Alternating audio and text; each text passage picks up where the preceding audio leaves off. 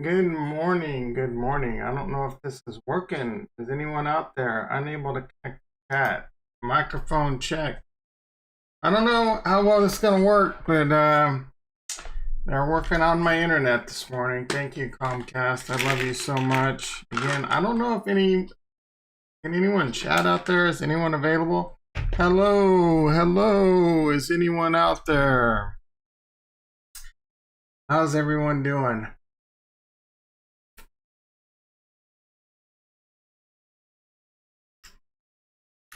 Hey, Tom, you should take some really big omega-3 while you're on air that are hard to swallow. I don't know why I decided to do that right now, other than the fact that I don't know, I'm an idiot. Let me try refreshing the screen. All right, got a lot of big news today. Hopefully this stream will go through. Again, like I said, they've been working on my internet. It was supposed to be done 30 minutes ago, but we're still having a little morning. Hans, how you doing? All right, I can see chat. Good morning, Hans. How you doing? A lot of big news today. I'm pretty excited. The markets were pumping. We woke up to a nice Cardano pump. I'm not really seeing any news out there. Why? Let's take a look at what's going on in the markets. I really don't want to look because it's just me losing a bunch of money. They do have the micro, I don't know if they call it the micro or the mini Bitcoin future. I did put on a trade just for the hell of it. I just kind of wanted to see what the price action was like.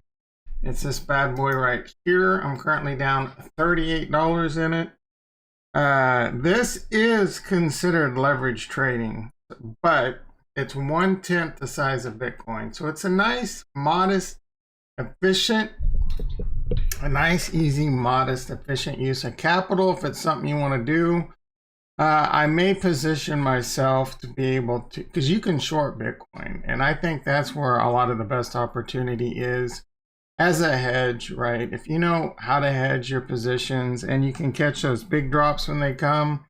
For example, the end of May, the middle to the end of the May, likely to see more manipulation from the wells. If you can time that. Again, this is not a product, even though it's 1/10 the size of Bitcoin, it's not a product that you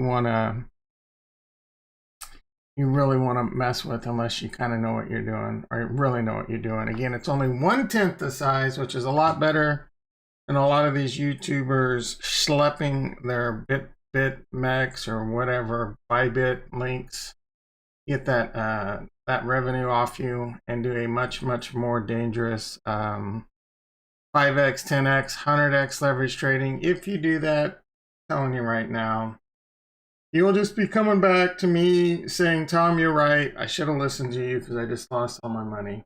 Yeah, 80 Uranus, man. I look for the news. I really don't know what's going on. It's just a breakout, man. Altcoins are pumping. There's a breakout. I don't know that there's any real fundamental reason. Let's pull up the chart. The Nasdaq's down 20. It was up this morning, and it was up pretty decent, I believe, overnight. I really don't know what's going on in the stock market. It's some interesting times for sure. Luckily, I don't have a lot of money over there. So Cardano did hit a high of 169 this morning.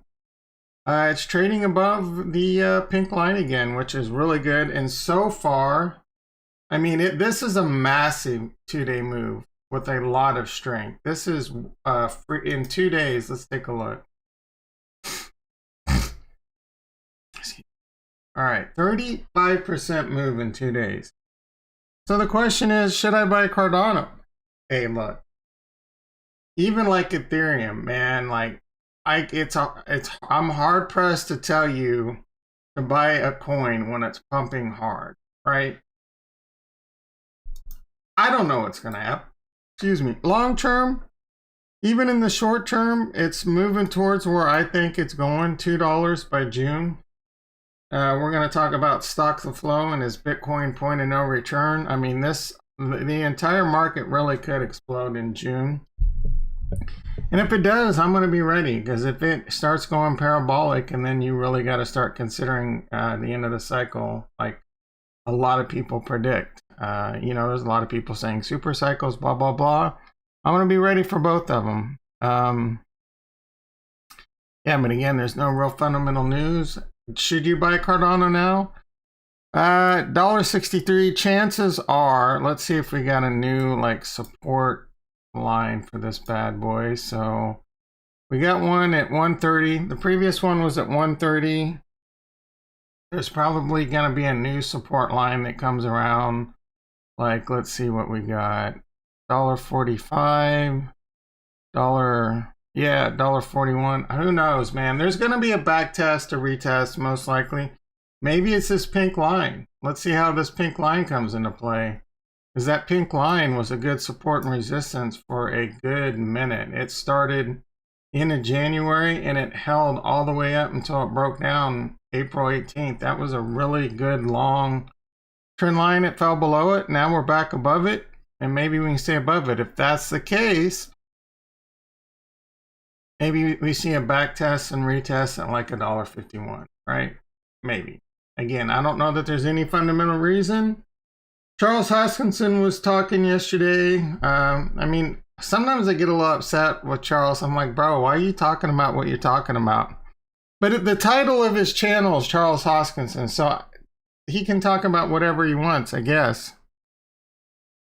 Most of the time it's about Cardano, obviously, but he goes on these rants, right? He is on a rant with this whole opening the country up and vaccinations, and I'm like, bro, yeah, I don't know, man. I don't know what you're trying to do there. Like, it's not like I don't disagree with a lot of what you're saying, but why are you so focused on that, man? Like, focus on getting Alfonso or Alonzo or whatever that. It's Alonzo. I don't even, Alonzo, right? Again, I keep wanting to say Alfonso because for whatever reason, I've associated it with the goofy dude from the Fresh Prince of Bel-Air. I know it's off some famous guy in the past. All his names are off famous guys in the past.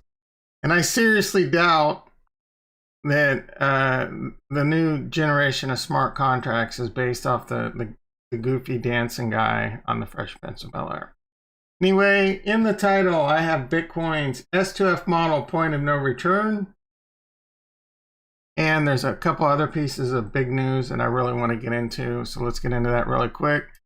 Let's see. All right, so here's one right here. This is really big news. NYDIG partners with FIS to enable banks offer Bitcoin buy-sell options for US customers. All right, so this is really big news. I don't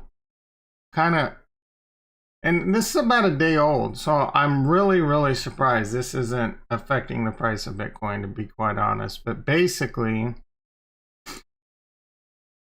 to offer it, blah, blah, blah. I think somewhere in here it talks about how they're working with hundreds of banks. Maybe it was in a different article, but NYDIG is working with hundreds of banks, and hundreds of banks are coming online. Hundreds of banks, not like 10 banks or 20, hundreds are coming online, and they're going to offer Bitcoin and etc. to their clients. That's really big news, and it's really kind of where I see, I mean, why wouldn't banks, like my bank has a digital wallet, why wouldn't they add Bitcoin and etc.? Because they can make money off fees and lend it, etc., etc.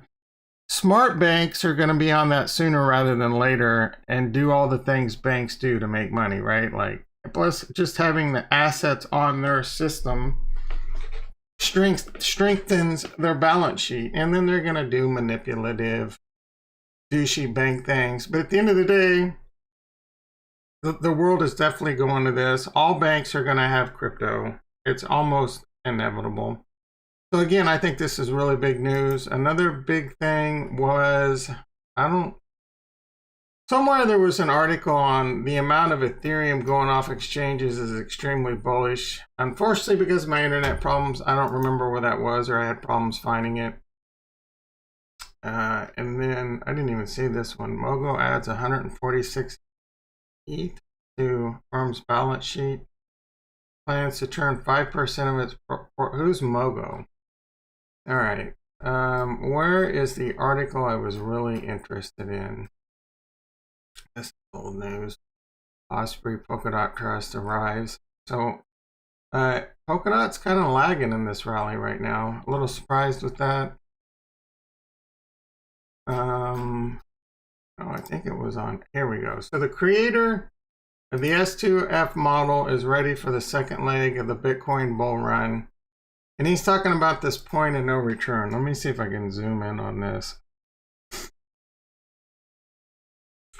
So he thinks we're getting near, and this is around probably May, June, when we might hit the point of no return. And you can see the point of no returns the previous cycle. And this guy's been extremely accurate. So I'm, is Bitcoin ready to hit the point of no return? How do you know, Zill? If not, take a look. Oh, do you know Zell Green? No news. Yeah, man, Zilliqa. I hear people talking about it quite a bit. I don't know much about it. I've looked at it. I talked about it yesterday as one of those coins as the bull market reaches an end and how greed is going to fuel the likely repeated pattern. Entire market tops out, entire market dumps, entire market relief rallies, and then money starts pouring out of Bitcoin. Bitcoin starts dumping. That money slinkies its way down into Ethereum. Ethereum goes to the freaking moon because of all that capital coming out of Bitcoin. Plus, Google Trends will start going crazy. Retails will start FOMOing in. That's what causes Ethereum to go parabolic. That lasts for about 7 days, and then it starts trickling down into the big caps and then eventually the small caps. So Zilliqa is a coin that if this is happening and as I'm taking profits, Zilliqa and Harmony One are like two coins I'm kind of looking at that aren't in my portfolio that I'll probably take profits out of and put some of that into those coins for that. Just that last, because as that money rolls downhill, it's like Bitcoin dumps, Ethereum pumps, Ethereum dump, and it takes over the course of a month or so. Those Ethereum dumps, Polkadot and Cardano and Binance Chain will probably be just like a day or two behind pumping and then dumping and just working its way down. So one of the two, oh my God, spit your words out. So the reasons I like Zilliqa and Harmony One so much is because they're both on they're easy to buy, they're on a lot of exchanges, and they're cheap. They're under $1. So that really, that's something that the retail people go crazy over. Most people don't get market caps and blah, blah, blah. They're just like, oh, this is only 20 cents. This can easily go to $20, right? And they're talked about a lot. Harmony One's got a big following. It's almost like, I would say like 80-90% of the Cardano people, hardcore Cardano people, like their second favorite coin's Harmony One, right? I don't really know why. I don't know. Honestly, I don't know what's so special about Harmony One. I haven't spent a lot of time investigating it. And I don't know a lot about Zilliqa, though I know it gets a lot of hype and a lot of people talk about it. So let me take a quick look. Has a market cap of 3 billion and it is ranked 55, so right around the top 50, which is good. Let's see what kind of 12 billion out of 21 billion. So what, like 60% in supply? I don't know why there's so much not in supply. It's on a lot of exchanges, I'm pretty sure. So it's on Binance. I know it's on more than this. Oh, I know for a fact it's on Binance.us. I don't know if it's on like Gemini and Coinbase. If it were to get added to Coinbase, that's obviously going to be pretty big for it. KuCoin, things like that. And then take a look at the website really quick.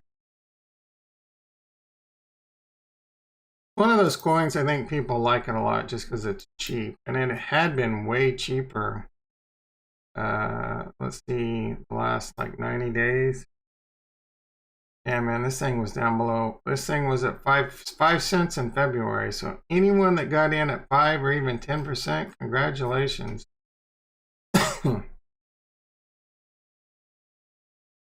Interesting website. We leverage our blah, blah, blah. Research, sharing, sharding. Is it a smart chain? What is this? Is it just another smart chain?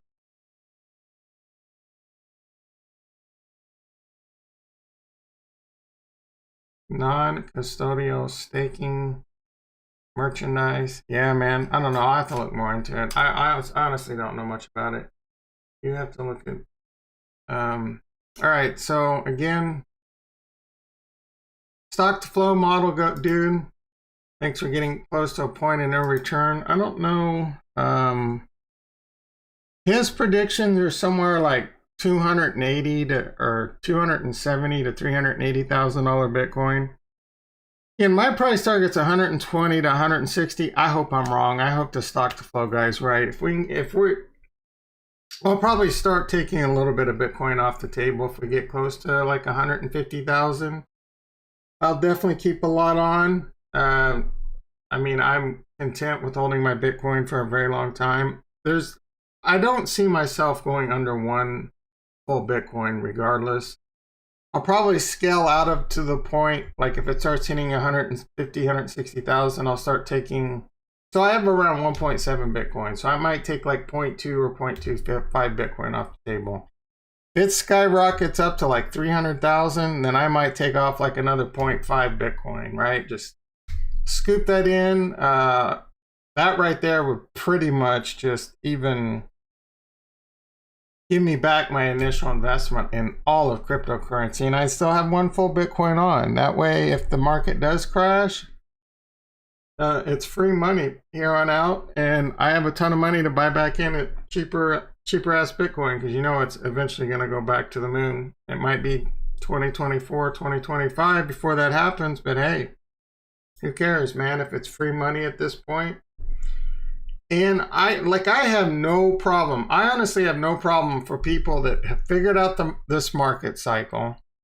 And if it plays out again, and if you took your profits, you got your initial investment out, plus maybe some other profits, the market does crash, you don't panic, and you continue, like you just keep buying back in. You just keep dollar cost averaging in at much cheaper prices, because the cycle's coming back. It's that plain and simple. Let's see. Yep, that's it. Cardano and Bitcoin's S2F model were the biggest things I wanted to cover today. Again, there was an article about Ethereum. A lot of Ethereum's flowing out of the, I thought that was on CoinGate. Yeah, I'm there now. A lot of Ethereum is flowing out of the exchanges right now. Bitcoin, like Dogecoin, man, unbelievable. So a lot of Ethereum's flowing out of the exchanges right now, which is another bullish signal. Anything else going on? Let's take a quick look. Like all of these freaking, none of them have Cardano news. Why not? Why does Cardano get shit on by the media so much? Maybe Charles needs to stop talking about his vaccination problem. Let's see if Cointelegraph. We know Cointelegraph is not going to have any. Did my internet go down?